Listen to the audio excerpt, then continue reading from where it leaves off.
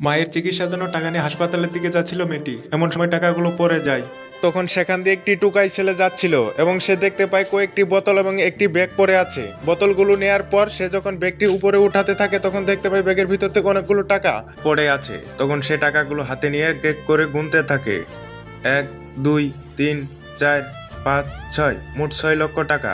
টাকাগুলো হাতে নিয়ে ছেলেটি মনে মনে ভাবতে থাকে, হয়তো যে হারিয়েছে টাকাগুলো তার অনেক প্রয়োজনীয় টাকা।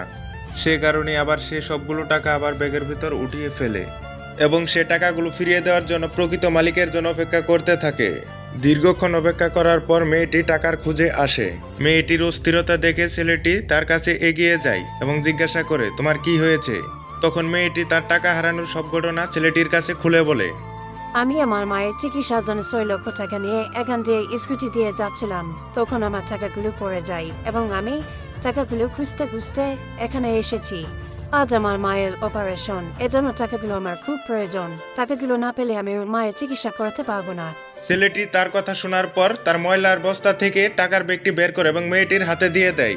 এতগুলো টাকা ফিরে পেয়ে মেয়েটি খুশিতে আত্মহারা হয়ে যায় এবং ছেলেটিকে বারবার ধন্যবাদ দিতে থাকে।